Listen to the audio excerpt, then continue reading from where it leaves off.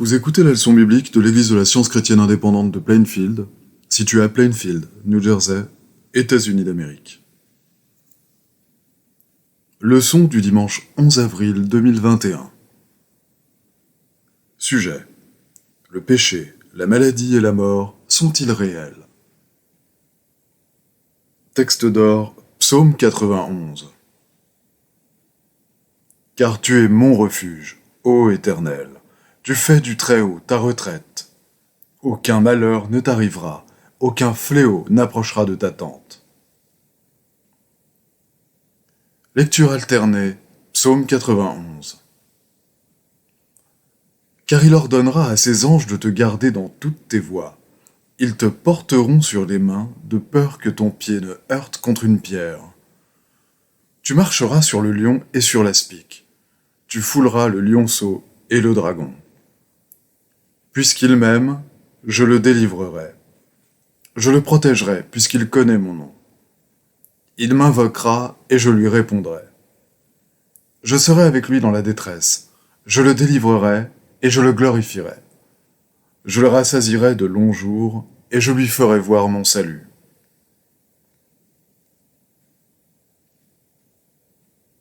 La Bible.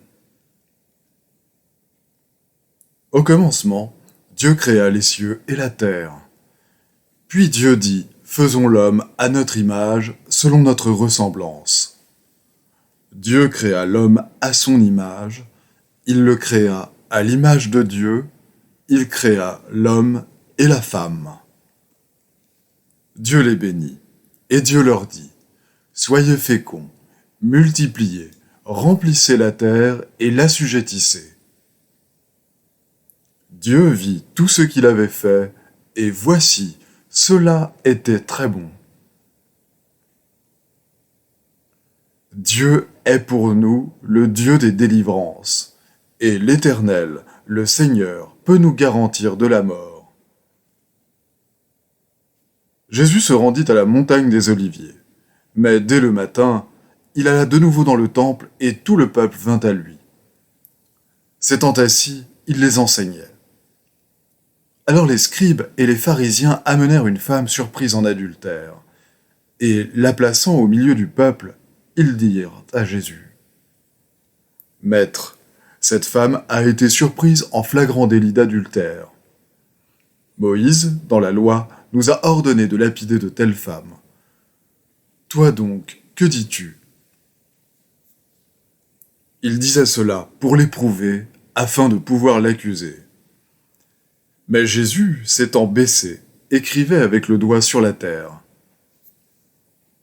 Comme il continuait à l'interroger, il se releva et leur dit, « Que celui de vous qui est sans péché jette le premier la pierre contre elle. » Et s'étant de nouveau baissé, il écrivait sur la terre.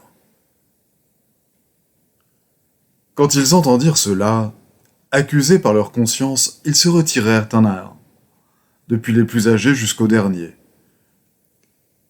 Et Jésus resta seul avec la femme qui était là au milieu. Alors, s'étant relevé, et ne voyant plus que la femme, Jésus lui dit, « Femme, où sont ceux qui t'accusaient? Personne ne t'a-t-il condamné ?»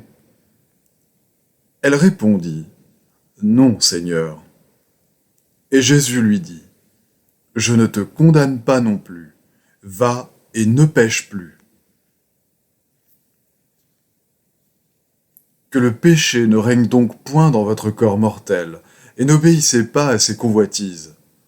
Ne livrez pas vos membres au péché comme des instruments d'iniquité, mais donnez-vous vous-même à Dieu comme étant vivants de mort que vous étiez, et offrez à Dieu vos membres comme des instruments de justice. Car le péché n'aura point de pouvoir sur vous, puisque vous êtes non sous la loi, mais sous la grâce. Car le salaire du péché, c'est la mort, mais le don gratuit de Dieu, c'est la vie éternelle en Jésus-Christ, notre Seigneur. Jésus vit en passant un homme aveugle de naissance. Ses disciples lui firent cette question.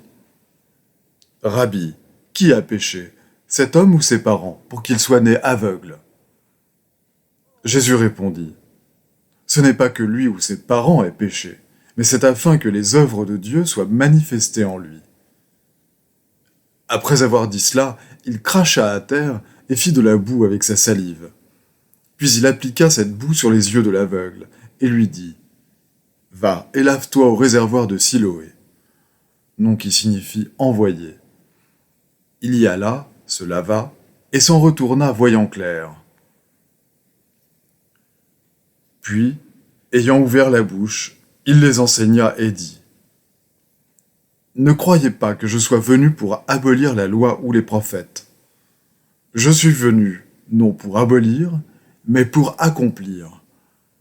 Car je vous le dis en vérité, tant que le ciel et la terre ne passeront point, il ne disparaîtra pas de la loi un seul iota ou un seul trait de lettre, jusqu'à ce que tout soit arrivé. » Les apôtres rendaient avec beaucoup de force témoignage de la résurrection du Seigneur Jésus. Et une grande grâce reposait sur eux tous. Beaucoup de miracles et de prodiges se faisaient au milieu du peuple par les mains des apôtres. Ils se tenaient tous ensemble au portique de Salomon. Le nombre de ceux qui croyaient au Seigneur, hommes et femmes, s'augmentait de plus en plus. En sorte qu'on apportait les malades dans les rues et qu'on les plaçait sur des lits et des couchettes, afin que lorsque Pierre passerait, son ombre au moins couvrit quelqu'un d'eux. La multitude accourait aussi des villes voisines à Jérusalem, amenant des malades et des gens tourmentés par des esprits impurs, et tous étaient guéris. Le premier jour de la semaine, nous étions réunis pour rompre le pain. Paul, qui devait partir le lendemain, s'entretenait avec les disciples et il prolongea son discours jusqu'à minuit. Il y avait beaucoup de lampes dans la chambre haute où nous étions assemblés. Or, un jeune homme nommé Eutychus, qui était assis sur la fenêtre, s'endormit profondément pendant le long discours de Paul. Entraîné par le sommeil, il tomba du 3e étage en bas et il fut relevé mort. Mais Paul, étant descendu, se pencha sur lui et le prit dans ses bras en disant « Ne vous troublez pas, car son âme est en lui. »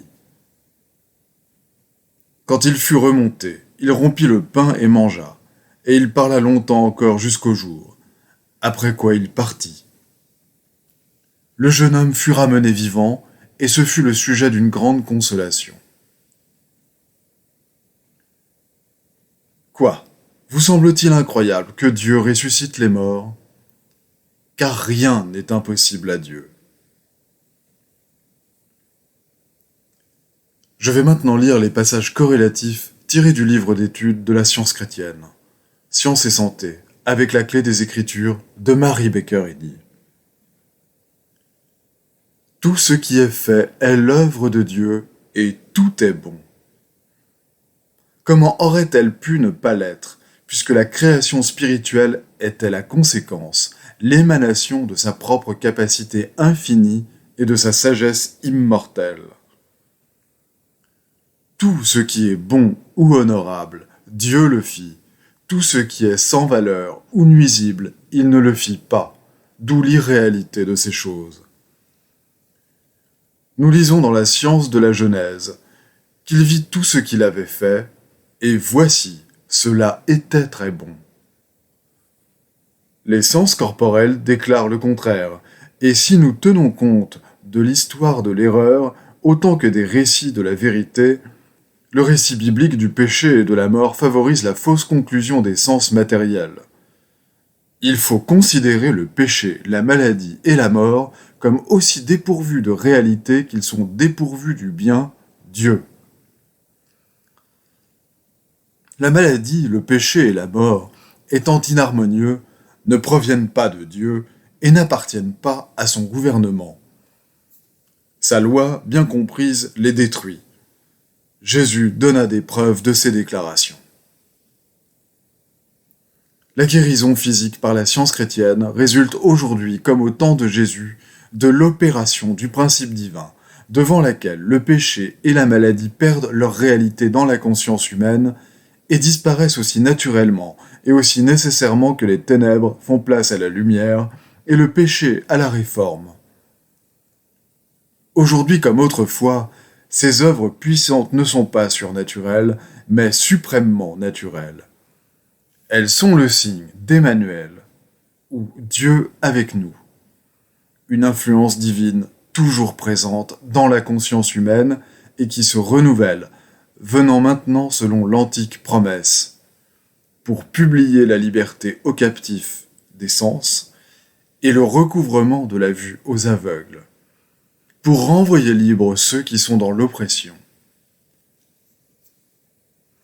Au lieu d'envoyer la maladie et la mort, Dieu les détruit et met l'immortalité en lumière. L'entendement infini et omnipotent fit tout et embrasse tout. Cet entendement ne commet pas d'erreur et n'a donc pas à les corriger ensuite.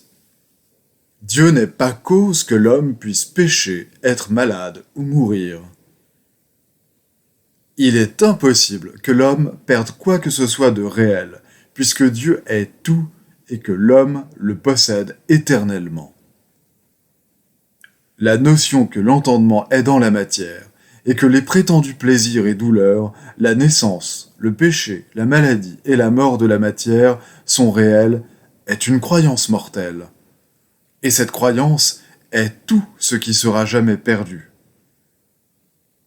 La science de l'être révèle que l'homme est parfait, de même que le Père est parfait, parce que l'âme, ou l'entendement de l'homme spirituel, est Dieu, le principe divin de tout être, et parce que cet homme réel est gouverné par l'âme, non par les sens, par la loi de l'esprit, non par les prétendues lois de la matière.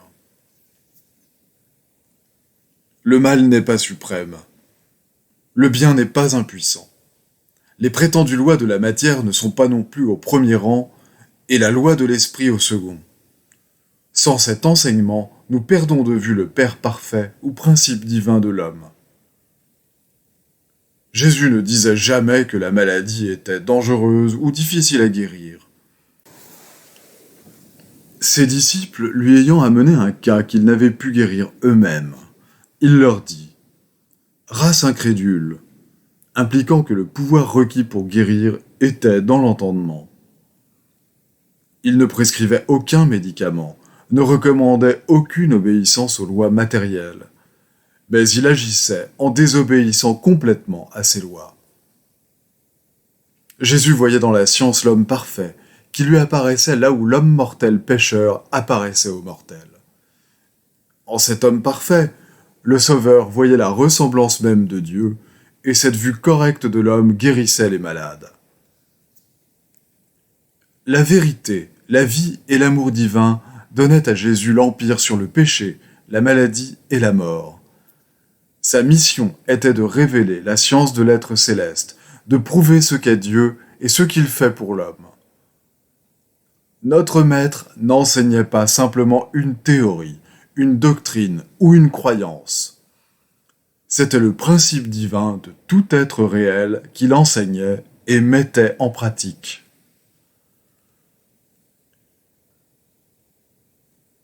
Considérez que vous êtes supérieur au péché parce que Dieu vous a créé supérieur au péché et qu'il gouverne l'homme, c'est la vraie sagesse. Craindre le péché, c'est méconnaître le pouvoir de l'amour et la science divine de l'être dans la relation de l'homme à Dieu. C'est douter de son gouvernement et ne pas se fier à sa sollicitude omnipotente. Considérez que vous êtes supérieur à la maladie et à la mort. Voilà qui est également sage et conforme à la science divine. Impossible de les craindre si vous comprenez pleinement Dieu et si vous savez qu'elles ne font nullement partie de sa création. Notre Maître chassa les démons, les maux, et guérit les malades. On devrait également pouvoir dire de ses disciples qu'ils chassent la crainte et tout mal d'eux-mêmes et des autres, et qu'ils guérissent les malades. Dieu guérit les malades par l'homme quand l'homme est gouverné par Dieu. La vérité chasse l'erreur aujourd'hui aussi sûrement qu'elle le fit il y a 19 siècles. Si la maladie est vraie, ou si elle est l'idée de la vérité, vous ne pouvez détruire la maladie et il serait absurde de tenter de le faire. Classez donc la maladie et l'erreur, comme le fit notre maître, lorsqu'il parla de la malade que Satan tenait liée, et trouvez un antidote souverain contre l'erreur dans le pouvoir vivifiant de la vérité qui agit sur la croyance humaine et qui ouvre les portes de la prison à ceux qui sont liés et libère le captif physiquement et moralement. Lorsque l'illusion de la maladie ou du péché vous tente, attachez-vous fermement à Dieu et à son idée, que rien, hormis sa ressemblance, ne demeure dans votre pensée. Au lieu de vous soumettre aveuglément et tranquillement à la maladie, qu'elle soit à ses débuts ou dans une phase avancée, révoltez-vous contre elle. Ne souffrez pas que les prétentions du péché ou de la maladie se développent dans votre pensée. Chassez-les avec la ferme conviction qu'elles sont illégitimes parce que vous savez que Dieu n'est pas plus l'auteur de la maladie que du péché. Il n'a promulgué aucune loi qui rende nécessaire soit le péché, soit la maladie, mais vous êtes divinement autorisé à nier cette nécessité et à guérir les malades. L'entendement est maître des sens corporels et peut vaincre la maladie, le péché et la mort. Exercez cette autorité que Dieu a donnée. Prenez possession de votre corps et dominez-en la sensation et l'action. Élevez-vous dans la force de l'esprit pour résister à tout ce qui est dissemblable au bien. Dieu en a rendu l'homme capable et rien ne saurait invalider les capacités et le pouvoir dont l'homme est divinement doué.